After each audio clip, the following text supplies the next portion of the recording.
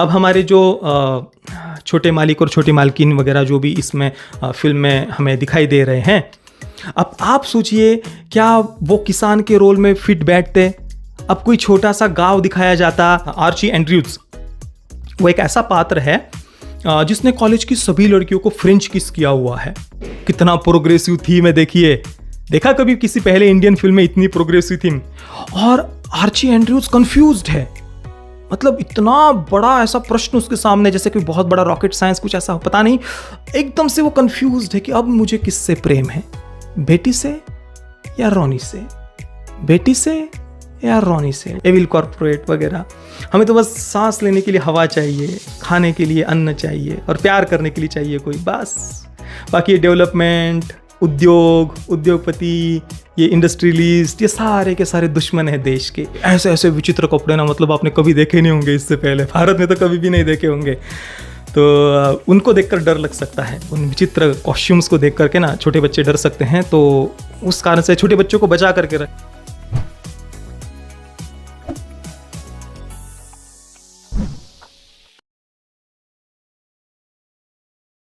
ओम नारायण नारायण नारायण नारायण। सब मित्रों को राम राम, सबका स्वागत है दोस्तों। कैसे आप सब दोस्तों? अभी थोड़ी देर पहले मैं बैठा हुआ था और ऐसे ही बैठे बैठे मेरे मन में विचार आया कि एक समय था जब हमारे देश के युवा अपने मूल्यों के लिए, अपने आदर्शों के लिए, अपने देश के लिए, अपने देश की संस्कृति के लिए शीश तक कटवा देते थे, पर किसी के आगे झुकते नहीं थे। पर आज हम एक ऐसे समय में जी रहे हैं जहां पर कई सारे युवा, मैं सबकी बात नहीं कर रहा हूं, पर है कुछ काफ़ी ऐसे युवा लोग है जिन्हें अगर आप पैसे दे दो ना, तो वे बड़ी खुशी खुशी ऐसे उछलते कूदते हुए आपका वमन कितना ज़्यादा टेस्टी है ये चाट चाट कर भी बता सकते हैं।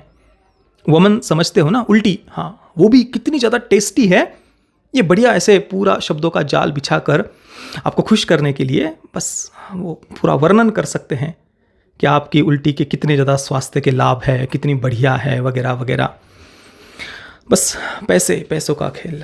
हालांकि आप ये मत सोचना कि मैं ये किसी के साथ कनेक्शन ऐसा जोड़ कर कह रहा हूँ, या फिर अभी द आर्चीज़ देखने के बाद में मैंने जो कुछ रिव्यूज़ वगैरह इसके देखे तो उनको पढ़ने के कारण मैं ये कह रहा हूँ। बिल्कुल नहीं, गलत नहीं, बिल्कुल भी ऐसा आप सोच भी कैसे सकते हो भाई ऐसा?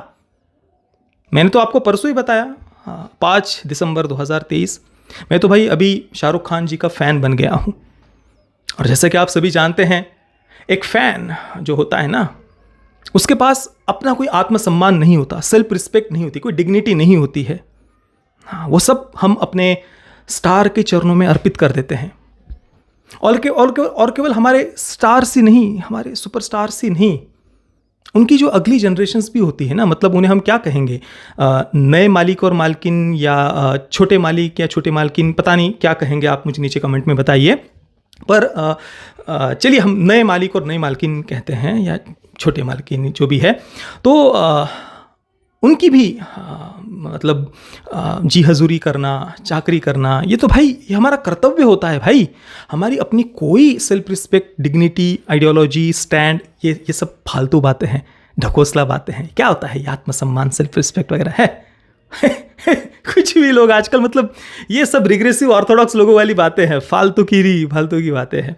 तो देखिए, आज दोपहर को नेटफ्लिक्स पर मैंने हमारे जो छोटे मालिक और छोटे मालकिन, मालकिनिया, पता नहीं मालकिनिया शब्द सही होगा या नहीं, वैसे भी फैंस ज़्यादा सोचते थोड़ी ही ना है, जो भी है, हमारे कई सारे हमारे छोटे मालिक, छोटे मालकिनिया, उनकी एक फिल्म रिलीज़ हुई है नेटफ्लिक्स पर। आपको पता ही होगा उसके बारे में, द आर्चीज़। भाई आज दोपहर को मैंने ये फिल्म देखी, 2 घंटे और 23 मिनट का वो अद्भुत ऐसा, हाँ मतलब क्या कहूँ मैं उसको, स्वर्गीय अनुभव कह सकते हैं। और जो परफॉर्मेंसेस, इस सीरीज़ का सबसे बड़ा प्लस पॉइंट वो परफॉर्मेंसेस, और जो हमारे छोटे मालिक और छोटी मालकिन निया, या पता नहीं वो अनेक वचन कैसे कहेंगे, पर उनका जो नृत्य था ना भाई, तीनों लोग स्तब्ध हो गए थे। मैंने खुद अपनी आंखों से देखा दोपहर को, लिटरली इन्हीं मेरी आंखों से। कितनी पवित्र हो गई मेरी आंखें, पता नहीं, मतलब अभी तो ऐसा मन कर रहा है कि वो नृत्य देखने के बाद में आंखें धो भी ना मैं पानी से। इतना अद्भुत नृत्य देख लिया भाई मैंने नेटफ्लिक्स पर। वो वाह, मतलब इतना टैलेंट, इतना कूट कर टैलेंट भरा हुआ है भाई। ऐसी खुशी अंदर से ऐसी बाहर निकल, उछल उछल कर ऐसी खुशी बाहर निकल रही है मेरी तो। Wow wow.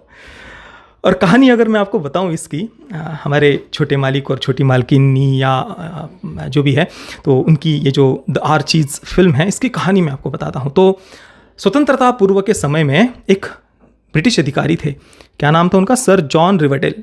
बड़े ही मधुर स्वभाव के थे सर जॉन रिवरडेल। मुंबई में उनकी पोस्टिंग हुई थी, मोहब्बत की दुकान चलाते थे, ऐसा भी हम कह सकते हैं। बड़ी ही मधुर स्वभाव के थे वे। तो मुंबई में पोस्टिंग हुई और उन्हें एक लोकल लड़की सितारा के साथ में प्रेम हो गया, शादी हुई, 4 बच्चे हुए। और हमारे साहब सर जॉन रिवरडेल, ये जो संघी या अंधभक्त वगैरह कहते हैं ना कि ब्रिटिशों ने बहुत अत्याचार किया था, हत्या, लूट, बलात्कार वगैरह, ये सब ये प्रोपेगेंडा है, प्रोपेगेंडा। ये सर जॉन रिवरडेल मोहब्बत की दुकान चलाते थे, बड़े ही मधुर स्वभाव के ब्रिटिश अधिकारी थे। तो हुआ ये कि वे उत्तर भारत में एक हिल स्टेशन पर गए और वहाँ पर वो इतना मतलब ऐसा मन मोहित हो गया उनको, वहाँ की सुंदरता देखकर सर जॉन रिवरडेल जी का एकदम मन ऐसा मोहित हो गया। और फिर बेचारे सर जॉन रिवरडेल जी ऐसे एक एक पाई करके जो उन्होंने थोड़ी बहुत ऐसी सेविंग इकट्ठा की थी ना, तो वो उस सेविंग से उन्होंने महाराजा जी से, वहाँ के जो महाराजा थे, उनसे वो ज़मीन का टुकड़ा खरीद लिया। सेविंग शब्द उपयोग किया है सर जॉन रिवरडेल ने, सेविंग अपनी दे करके महाराजा से वो ज़मीन खरीद ली। मतलब आप सोच सकते हैं सेविंग वर्ड उपयोग करने के पीछे का वो टैलेंट देखिए, जिसने वो डायलॉग लिखा होगा कि सर जॉन रिवरडेल ने अपनी सेविंग से वो ज़मीन खरीद ली महाराजा जी से। वाओ। मतलब वो डायलॉग सुनने के बाद मुझे पता चला कि ब्रिटिश बेचारे भारत आने के बाद में ऐसे एक एक पाई जोड़ कर सेविंग करते थे। अरे बाप रे, मतलब वो उनका त्याग बलिदान, मेरी तो आंखों से ऐसे अश्रु बहने लग गए थे शुरुआत में ही वो इंट्रो देखने के बाद में रिवरडेल के बारे में। तो जैसा कि आप समझ सकते हैं, सर जॉन रिवरडेल सेविंग के पैसों से बेचारे ने वो ज़मीन का टुकड़ा खरीद लिया और वहाँ पर उन्होंने एक अपना नया गांव बसाया जिसका नाम पड़ गया रिवरडेल। और उस गांव में जो हाफ ब्रिटिश और हाफ इंडियन होते थे, एंग्लो इंडियन जिन्हें कहा जाता है, केवल उन्हें ही रहने की परमिशन थी।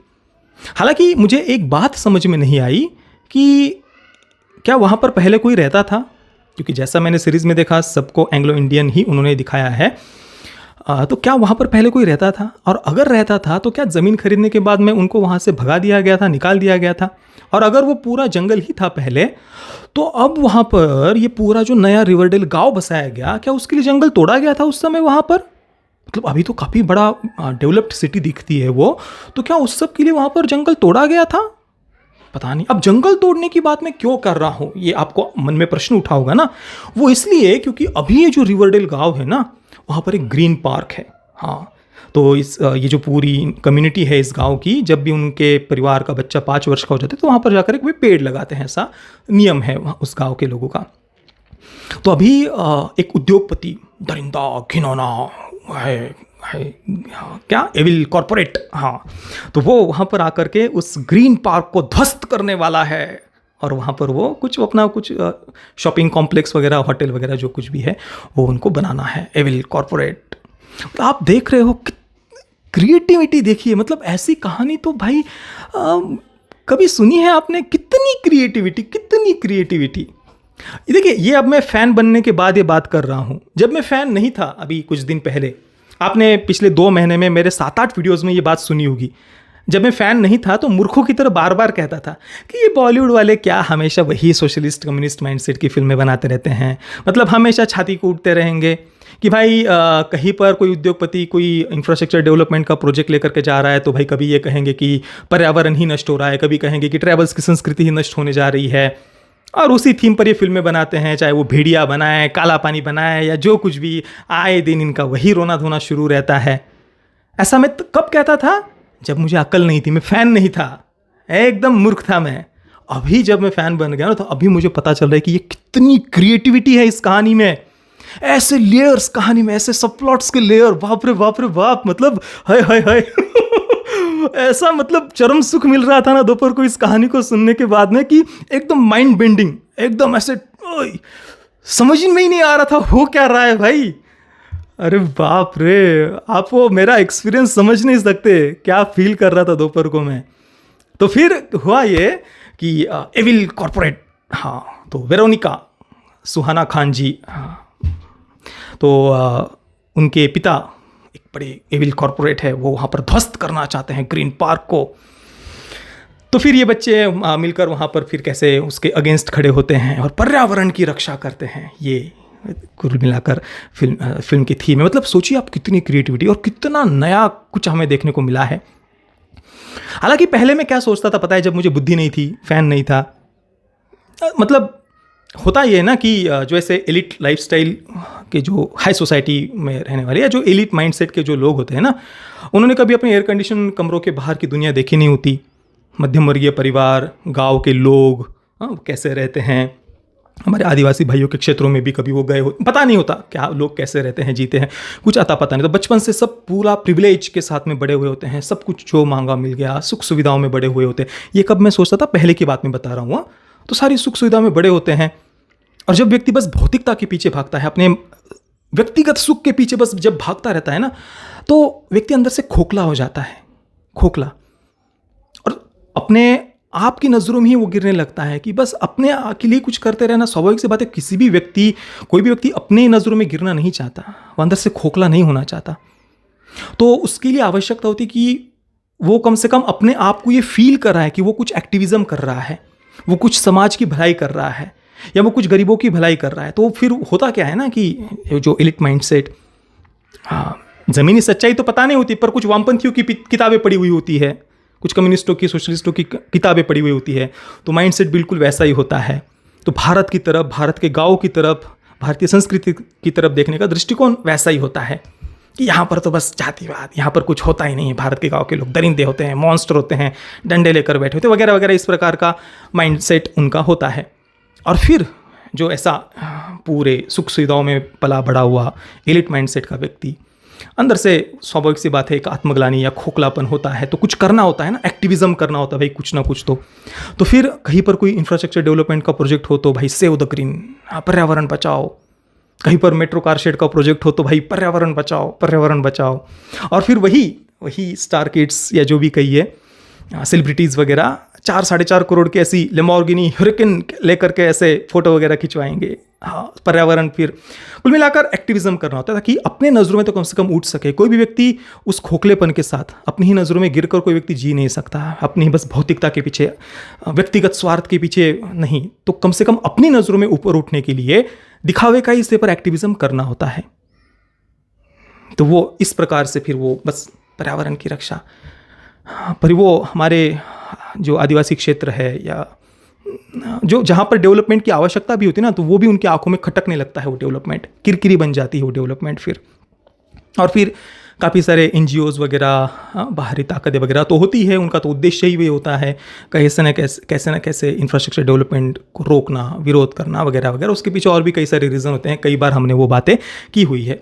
पर ऐसा मैं कब सोचता था, जब मैं मूर्ख था, फ़ैन नहीं था पहले, बिल्कुल जब मुझे अकल नहीं थी। पर अभी जब मुझे अकल आ गई है, मैं फ़ैन बन गया हूँ ना, तब अब मुझे इसमें जो क्रिएटिविटी है वो समझ में आ रही है। हाँ, कि ये कितनी बढ़िया थीम है और इस पर बार बार फिल्में बनाना क्यों आवश्यक है। ये अब मेरे दिमाग में वो पूरा बत्ती जल गई है एकदम से। और एक बात आप और समझिए, मतलब आप सोच रहे होंगे कि ऐसी थीम पर जो फिल्में हैं, वहाँ पर तो पहले कोई छोटा सा भारत का गांव दिखाया जाता था या कोई आदिवासी क्षेत्र दिखाया जाता था, और फिर बताया जाता था कि वहाँ पर कोई डेवलपमेंट प्रोजेक्ट लेकर के जाएंगे तो ट्राइबल्स का कल्चर समाप्त हो जाएगा, या पर्यावरण के लिए खतरा हो जाएगा बहुत बड़ा, या किसानों की ज़मीन हड़प ली जाएगी उस उद्योगपति के द्वारा या कॉरपोरेट के द्वारा, ऐसा दिखाते थे। पर यहाँ पर तो कोई छोटा गाँव, किसान या आदिवासी क्षेत्र, हमारे आदिवासी भाई, ऐसा तो कुछ नहीं दिखाया। यहाँ पर तो भाई पूरा एक रिवरडेल और पूरा वेस्टर्न कल्चर वगैरह हम वहाँ पर देख सकते हैं इस गांव में। तो भाई आप ऐसा सोच कैसे सकते हैं? मतलब आप ही सोचिए, अब हमारे जो छोटे मालिक और छोटी मालकिन वगैरह जो भी इसमें फिल्म में हमें दिखाई दे रहे हैं, अब आप सोचिए क्या वो किसान के रोल में फिट बैठते?